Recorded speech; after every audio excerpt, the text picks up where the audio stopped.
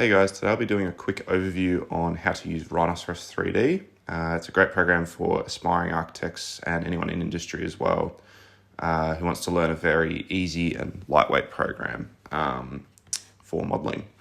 So just to give a quick overview, here's the website. So you can get a 90-day free trial and then after that you'd have to buy a license. So we'll head on into the program now. So you've got 4 key viewports.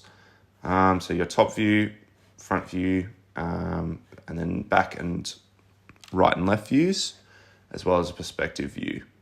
So you can cycle through these depending on what you're modeling and to assist in capturing certain views as well.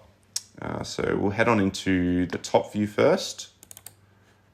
So just quickly on the left-hand side here, you've got a lot of your modeling tools.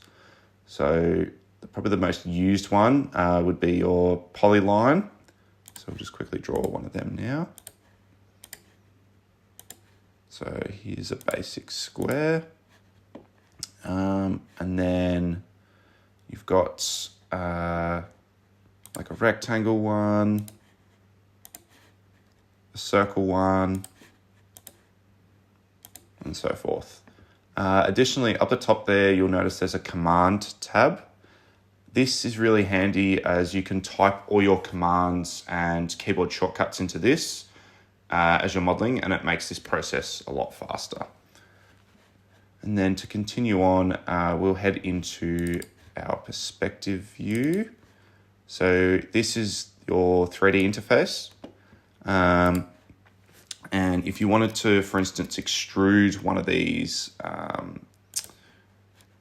objects or shapes that you've drawn, you would simply just type in extrude curve and extrude that to your desired height.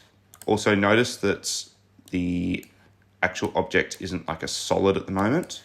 The reason for this is if you right click on the perspective tab, you'll notice that there's different like named views. So wireframe, shaded, rendered, and so forth. The one that's best for modeling is shaded, and this will then give you that solid object. And then, for instance, if you wanted to view that in a rendered mode, it'll give you more of like a visualized scene. To continue on, down the bottom here, you'll notice that there's a few different commands. First of all, we'll go to the units. So you'll see there's millimeters. If you right click on that, you'll notice there's unit settings. In here, you can easily adjust all your different units, as well as then a few document properties. If you want to get to this tab as well, up in the command there, if you type options, again, it'll come up with all those different commands that you can customize and adjust depending on what you're modeling. Then also another important aspect of Rhino is the layers tab. So here you can name views. For instance, right now we've got layer 1. We can name this, for instance, circle or sphere, and apply our object to that layer. So right click and change object layer. And again, we can then assign a color to that. So if we click on that, and then we've got different colors here. And this helps to sort of manage your model as such through the layers tab, as generally it can get quite messy and heavy as you start to make quite complex or detailed models. And then another command to show